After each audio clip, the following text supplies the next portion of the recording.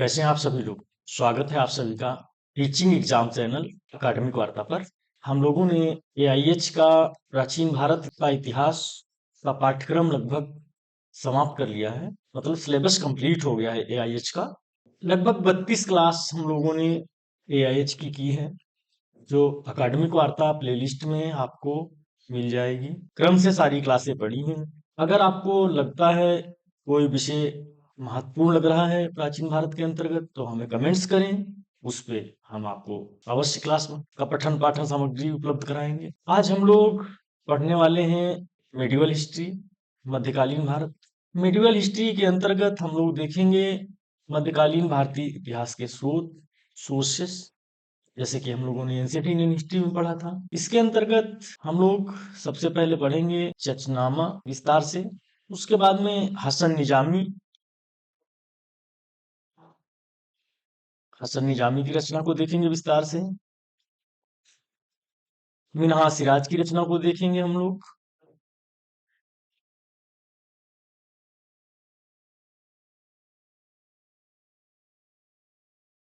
फिर हम लोग अमीर खुसरो को पढ़ेंगे। अमीर खुसरो की रचनाएं देखेंगे कौन कौन सी हैं। एसामी को पढ़ेंगे। जियाउद्दीन बर्नी को पढ़ेंगे।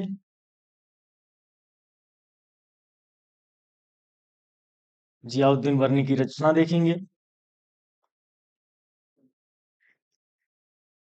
फिरोज तुगलक को पढ़ेंगे। फिरोज तुगलक ने खुद लिखी रचनाएं।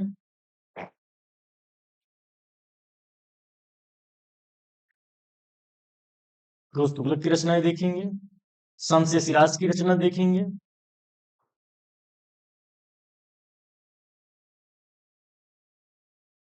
यहिया बिन अहमद की।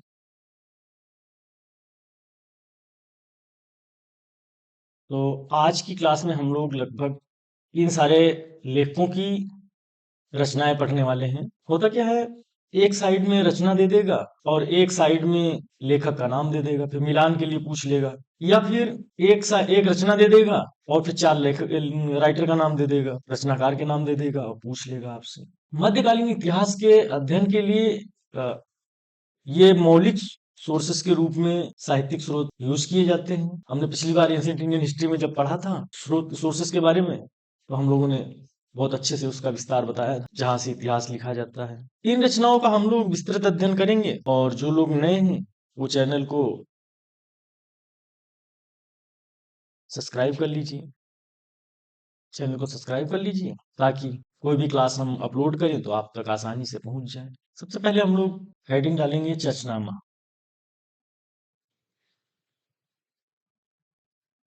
चचनामा में अरबों के सिंध विजय का विस्तृत उल्लेख है, और चचनामा नामक ग्रंथ में ये जानकारी मिलती है हमको।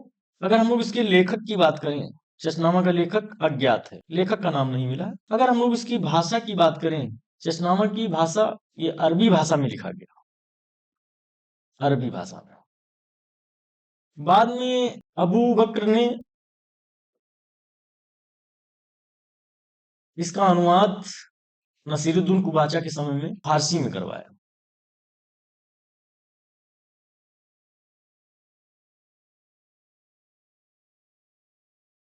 फारसी में करवाया। चलिए, चचनामा के विषय में यही मुख्य मुख्य पॉइंट है। इसका लेखक है नहीं, अज्ञात है, भाषा अरबी है, और अबू बकर ने इसका अनुवाद फारसी में करवाया। उतना लिख लीजिए, ताजुल मासीर, ताजुल मासीर।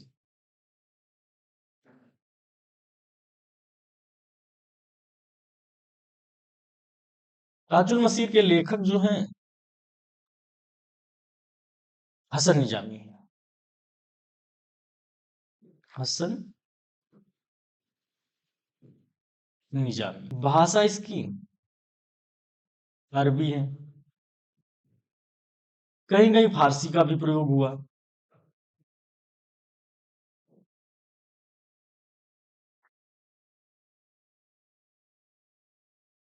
फारसी का प्रयोग हुआ है। अरबी फारसी भाषा का मतलब मिश्रण है। अरबी फारसी भाषा का मिश्रण है। ये पुस्तक, इसका वर्ष जो है 1191 ईस्वी से 1217। हालांकि कई विद्वान इसको 1217 नहीं मानते हैं। इसमें 1191 से 1217 ईस्वी तक की ऐतिहासिक घटनाओं की जानकारी मिलती है हमको।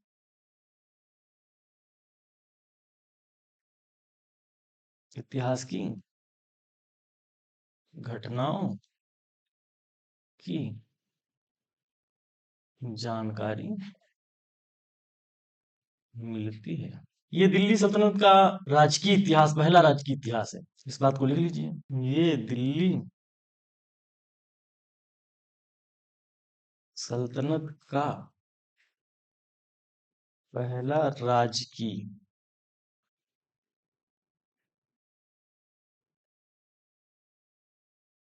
इतिहास है। इसमें उस समय की, मतलब तत्कालिक सामाजिक, प्रशासनिक और सामाजिक जीवन की जानकारी इसमें मिलती है। राजनीतिक जीवन की भी जानकारी मिलती है। तो इसी बात को लिख लीजिए। इसमें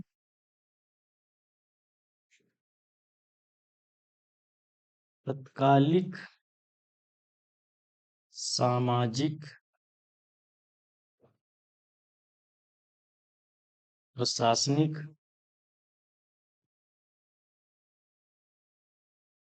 जीवन की जानकारी मिलती है।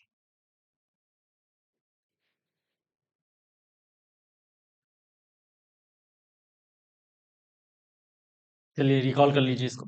रचना का नाम है ताजुल मसीह, लेखक का नाम है हसन निजामी, भाषा इसकी है अरबी, कहीं कहीं फारसी का भी प्रयोग हुआ है, मतलब अरबी फारसी का मिश्रण है इसमें। ये पुस्तक का वर्ष 1191 में प्रारंभ हुआ लिखने में, 1217 तक का इतिहास है इसमें। 1191 से 1217 तक की इतिहास की घटनाओं की जानकारी हमको मिलती है। ये दिल्ली सल्तनत का पहला राजकीय इतिहास है। इसमें तत्कालिक सामाजिक, राजनीतिक, प्रशासनिक जानकारी मिलती है। बस ये पॉइंट इतना याद रखें। देखिए, तबकात ए नासरी, तबकात ए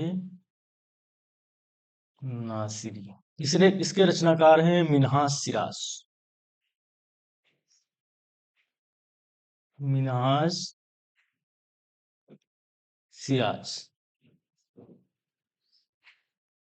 इसकी भाषा जो है फारसी है। भाषा फारसी है। अच्छा, इस रचना की क्या खासियत है? इस रचना की खासियत ये है, ये रचना पहली बार क्रमिक विवरण दे रही है दिल्ली सल्तनत का। तो इस बात को लिख लीजिए। मिन्हाज ने सर्वप्रथम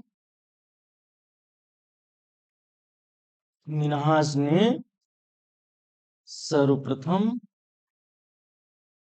इस पुस्तक में दिल्ली सल्तनत का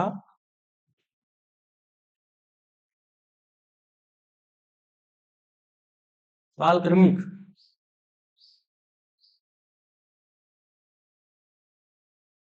विवरण प्रस्तुत किया।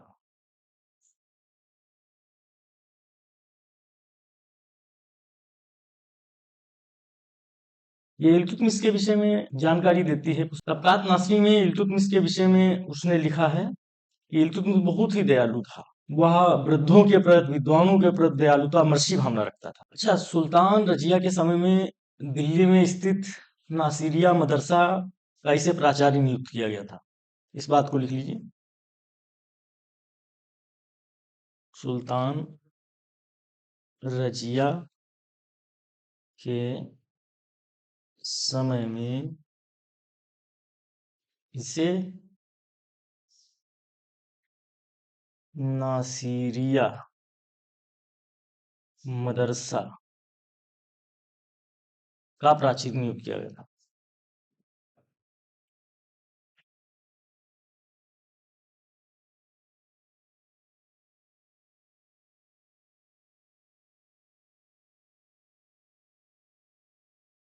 अच्छा, बहराम शाह के समय में इसे पूरे राज्य का काजी नियुक्त किया गया था। काजी मतलब काजी उर्दुजात, है ना। बहराम शाह के समय में इसे पूरे राज्य का काजी नियुक्त किया गया था।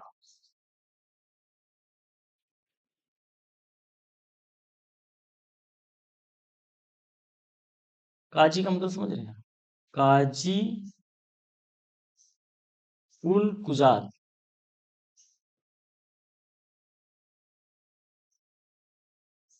ये रचना लगभग 23 अध्यायों में है।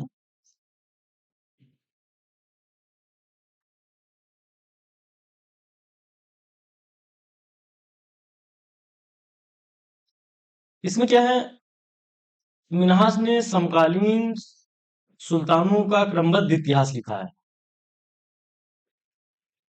मिन्हाज ने सुल्तानों का क्रमबद्ध इतिहास लिखा है। इसमें यहां तक उसने रजिया के विषय में बताया कि रजिया का शासन जो था 3 वर्ष 6 दिन बताया। लेखक ने तिथियों तक का क्रम लिखा है इसमें। पहला क्रमबद्ध इतिहास मिन्हाज ने लिखा, इसको रिकॉल कर लीजिए थोड़ा सा।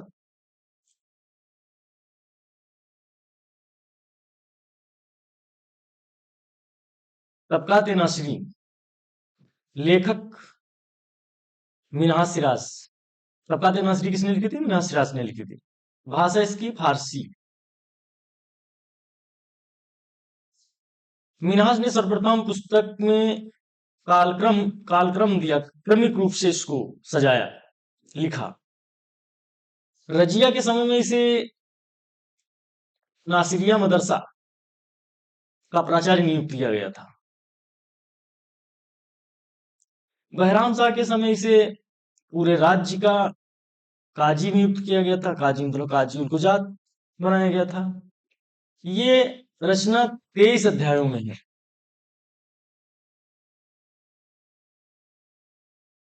इसमें मिन्हाज ने सुल्तानों का क्रमबद्ध इतिहास लिखा और यहां तक क्रमबद्ध उनके शासन करने का टाइम तक लिखा, कितने दिन कितने समय तक शासन किया था उन लोगों ने, इसका भी विवरण दिया, क्रम विवरण दिया। अमीर खुसरो।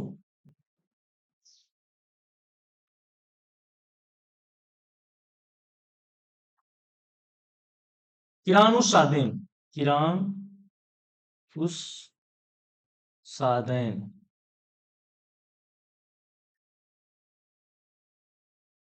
किसने लिखा? अमीर खुसरो ने लिखा।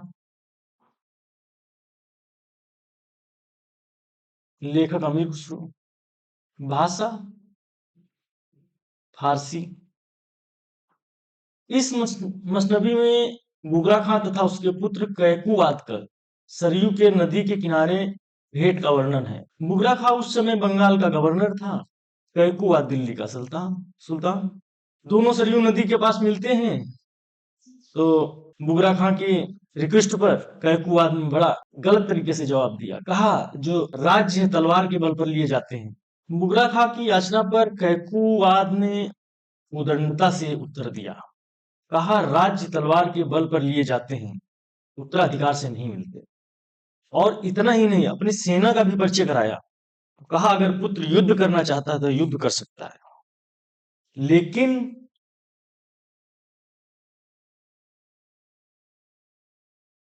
बुगरा खां होशियार निकला। उसने कहा अगर मैं युद्ध करके भी इस ताज को पाऊंगा तो पिता के चरणों में रख दूंगा। हृदय जो है पसीजता है। तो इसी को शुभ नक्षत्रों का मिलन कहते हैं। इसके अतिरिक्त इसमें दिल्ली की इमारतों, शाही दरबार, अमीरों व अधिकारियों के सामाजिक जीवन का वर्णन है। किताब का नाम है, रचना का नाम है किरानुस सादेन, लिखा है अमीर खुसरो ने। चलिए इसी बात को नोट कर लीजिए। इस मसनबी में बुगरा खां तथा उसका पुत्र तथा उसके पुत्र कैकुआ की सरयू नदी के किनारे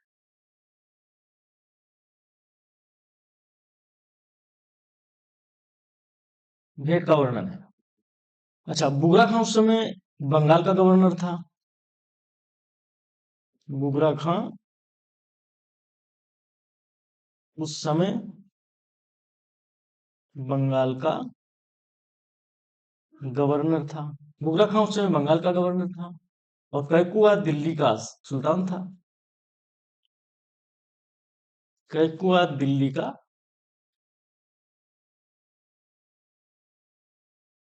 सुल्तान। दोनों जब सरयू नदी के तट पर मिलते हैं तो बुगरा खां याचना करता है, कैकुआ इसी बात पर उदंडता से जवाब देता है। इसको भी लिख दीजिए। बुगरा खां की याचना पर कैकुआद उदंडता से उत्तर दिया। क्या कहा? कहा जो राज्य है वह तलवार के बल पर लिए जाते हैं,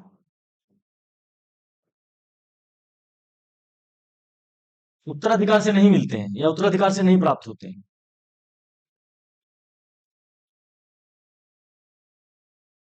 इसी को, अच्छा, जब इसने ये बात कही तो बुगरा खां जो है वो बहुत ही नम्रता के साथ उत्तर भेजता है कि देखो ऐसा है, अगर हम युद्ध भी करेंगे और जीत भी जाएंगे तो उस ताज को पिता के चरणों में रखते हैं। अगर मुझे एक मोती मिलता है तो उसकी बाली बनाकर मैं कानों में पहन लूंगा। इस तरीके से उसकी बातें जब सुनी कैकुआद ने तो उसका हृदय जो है परिवर्तित होता है। इसके अतिरिक्त इसमें दिल्ली की इमारतों, इस बात को भी लिख लीजिए।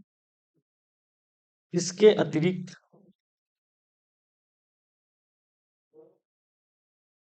इसमें दिल्ली की इमारतों, शाही दरबारों, अमीरों अधिकारियों के बारे में, अमीरों व अधिकारियों के बारे में जानकारी मिलती है।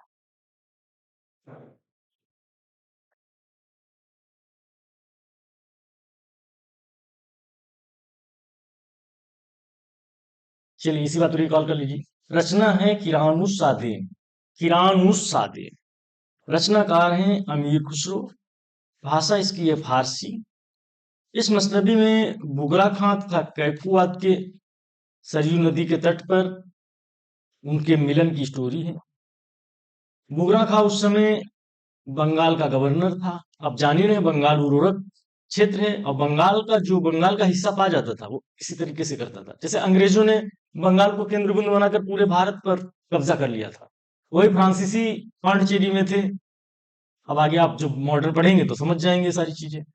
अभी वर्तमान में देखिए, बंगाल में जिसकी सरकार बनती है, बंगाल को पाने के लिए हर कोई लालायित रहता है। हालांकि कोई राजनीतिक मुद्दा नहीं, बातचीत इतिहास की दृष्टि से कर।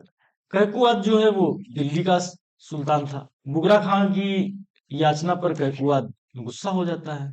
उसने कहा जो उत्तराधिकार होता है ना, वो तलवार के दम पर मिलता है, तलवार की नोक पर मिलता है। इस बात से बुगरा खां अपने पिता से कहता है, अगर मैं युद्ध भी करूंगा आपसे, हालांकि कैकुआद ने इससे कहा कि हमारे पास इतनी बड़ी सेना है, अगर युद्ध करना चाहते हो युद्ध करके आप ले लो राज्य।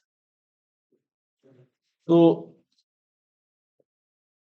उसने बुगरा खान ने कहा कि भाई देखो, हम अगर राज्य प्राप्त भी कर लेंगे तो पिता के ही चरणों में रख देंगे।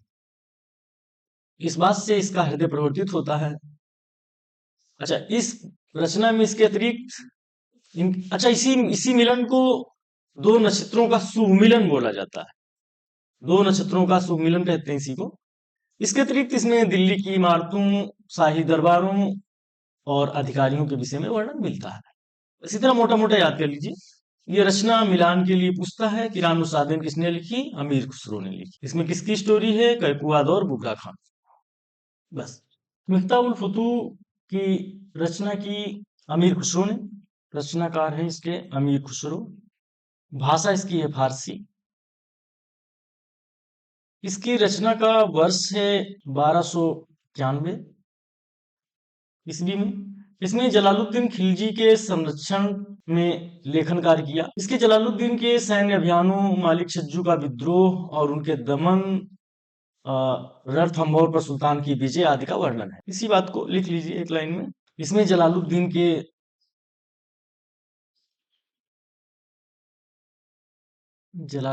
के सैन्य अभियानों, मलिक छज्जू का विद्रोह मलिक छज्जू का विद्रोह व उसका दमन।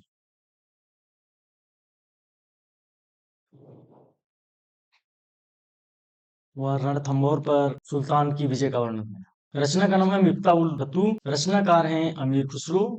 भाषा इसकी फारसी। वर्ष 1291, मतलब जलालुद्दीन खिलजी के समय में ये लिखी गई है। जलालुद्दीन खिलजी के संरक्षण में इसका लेखन कार्य किया।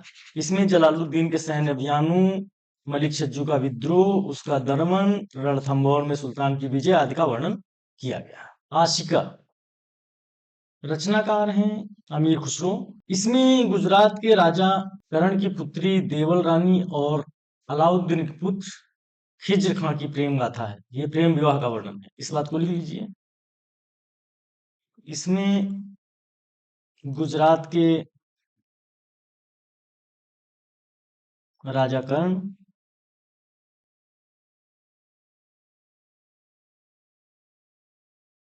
की पुत्री देवल रानी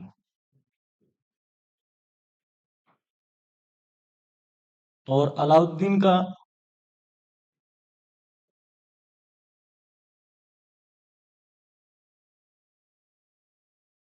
ज्येष्ठ पुत्र खिज्र खां की प्रेम गाथा या प्रेम कथा या प्रेम विवाह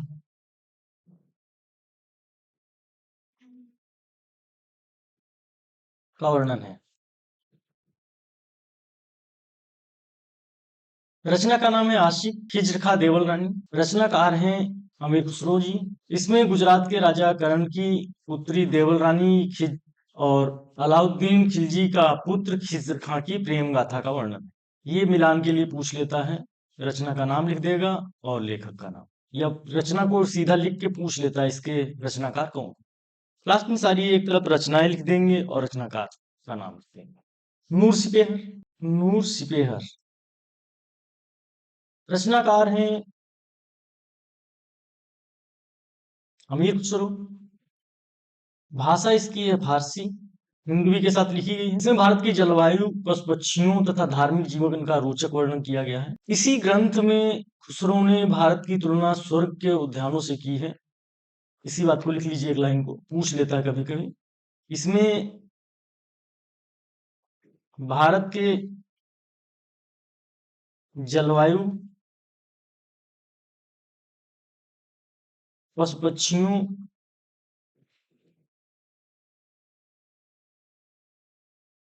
तथा धार्मिक जीवन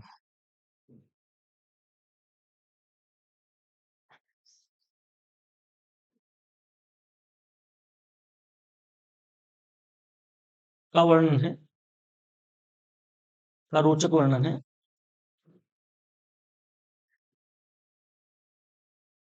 इस ग्रंथ में खुसरो ने भारत की तुलना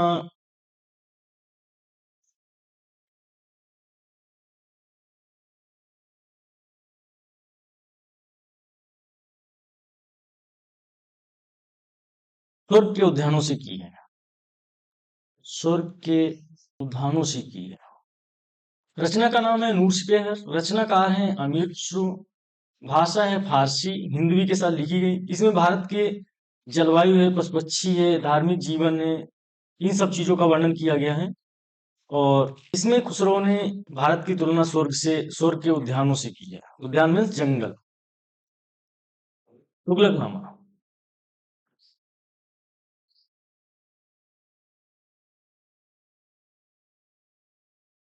रचनाकार हैं अमीर खुसरो। भाषा है इसकी फारसी। इसमें गयासुद्दीन तुगलक द्वारा दिल्ली के सिंहासन को प्राप्त करने का विवरण है।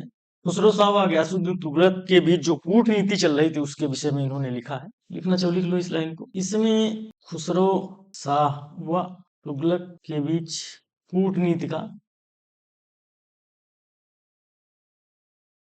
व युद्ध का तथा गयासुद्दीन तुगलक द्वारा दिल्ली का सिंहासन को प्राप्त करने का विवरण है। रिपीट कर लीजिए। रचना का नाम है तुगलकनामा। रचनाकार हैं अमीर खुसरो। भाषा इसकी फारसी। और इसमें जो खुसरो शाह है और तुगलक के बीच में युद्ध कूटनीति का वर्णन है, और गयासुद्दीन तुगलक का द्वारा दिल्ली में सिंहासन को प्राप्त करने का विवरण है। नेक्स्ट है खजाइन उल फुतूह।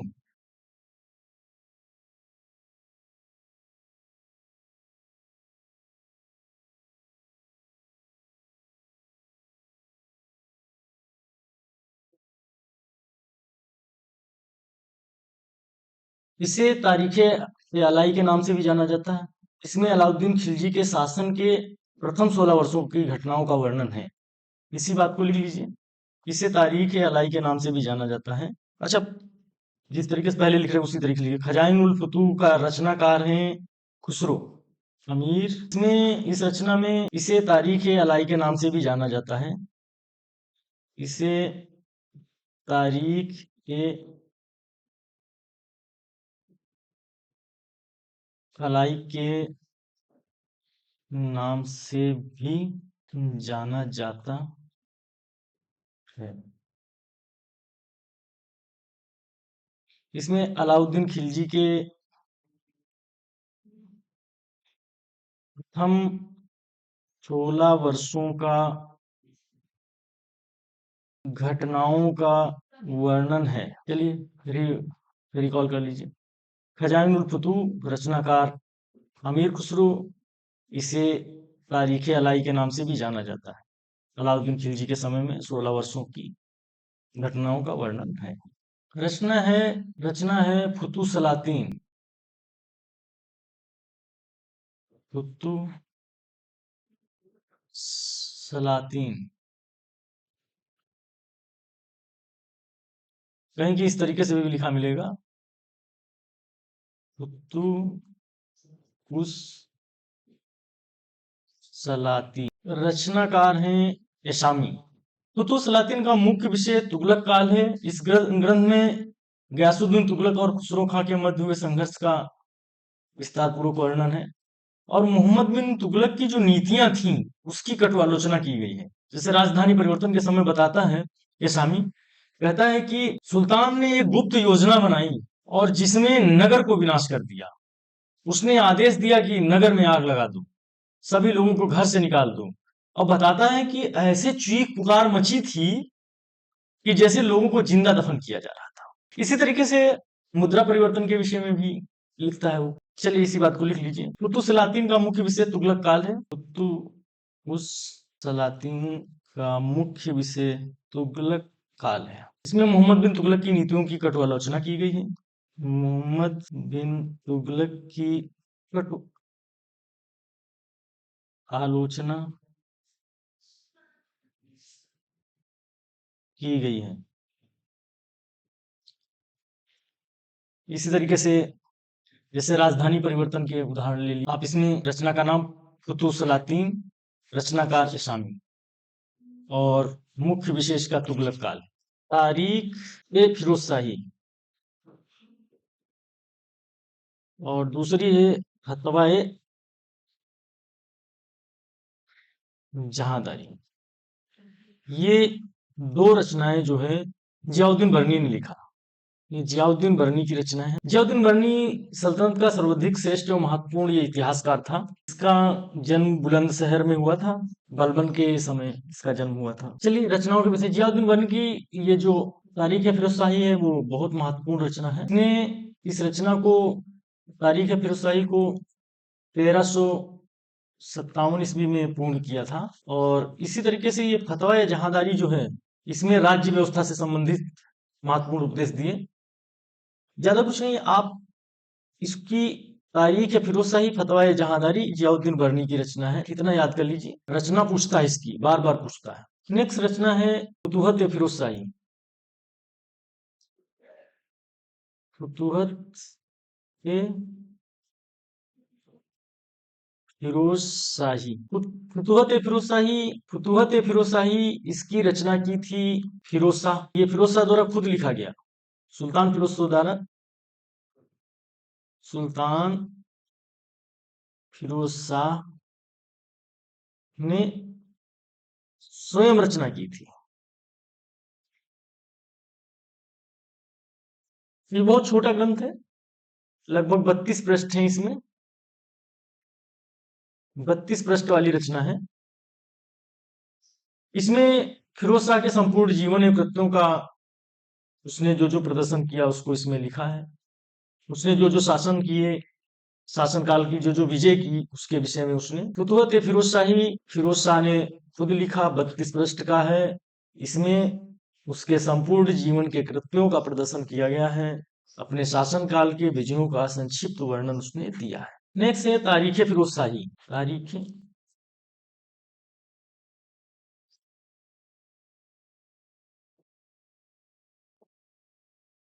तारीख फिरोज शाही, इसके जो रचनाकार हैं शम्स ए सिराज, शम्स ए सिराज। ये ग्रंथ लगभग 90 अध्यायों में लिखा गया है। इसमें सुल्तान फिरोज शाह के समय जो उसकी गतिविधियां थी, जैसे नहर बनवाया, बाग लगवाया, टकसाल है, शाही है, सिक्का ढलाई का कार्य है, उत्सव होता था, जो समारोह होते थे, राजस्व प्रबंधन जो था, जैसे उसने जो भी कल्याणकारी कार्य किए उनके विषय में इसमें वर्णन है। एक लाइन में ये लिख लीजिए कि फिरोज शाह तुगलक के द्वारा जो कल्याणकारी कार्य किए गए। चलिए पूरा लिख। इस ग्रंथ में सुल्तान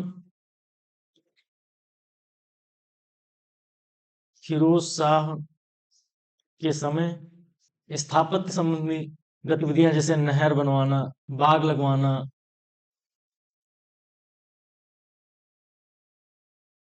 बाग लगवाना, टकसाल, सिक्का ढलाई, जैसे है ना उत्सव समारोह,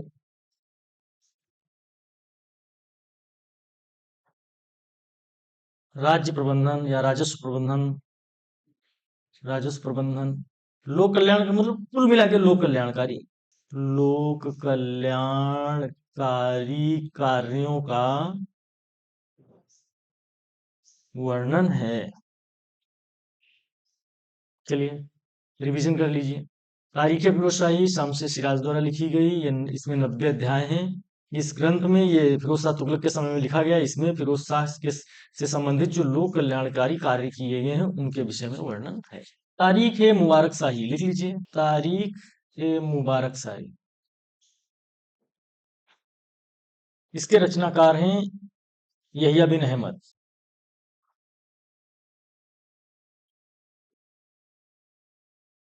इसमें सैयद वंश के सुल्तानों का वर्णन किया गया है। ये लगभग 1400 से 1434 तक के वृतांत का प्रमाणिक स्रोत है। इस बात को लिखना चाहते हो तो लिख लीजिए। इसमें सैयद वंश के सुल्तानों का वर्णन किया गया है।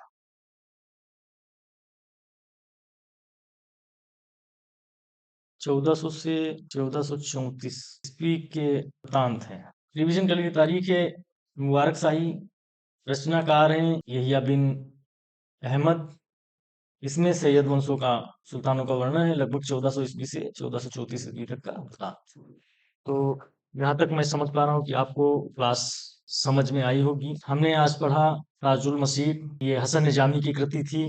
तबकात नसरी, ये मिनहाज सिराज की रचना थी। अमीर खुसरो की 4-5 रचनाएं थी, 6 रचनाएं थी। किरान सादेन, मिफ्ताह उल फुतूह, आशिक, देवल रानी खिचर खां की स्टोरी, नूर सिपेहर और तुगलकनामा, खजाइनुल फुतूह।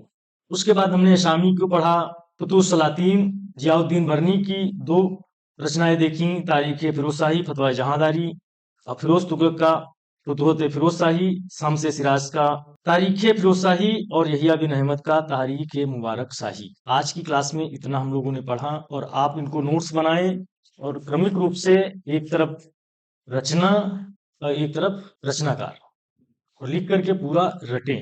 अगर कोई सुझाव है तो आप सुझाव लिखें, हमें कमेंट्स जरूर करें ताकि हमारा हौसला बढ़ सके। बहुत बहुत धन्यवाद आप सभी का।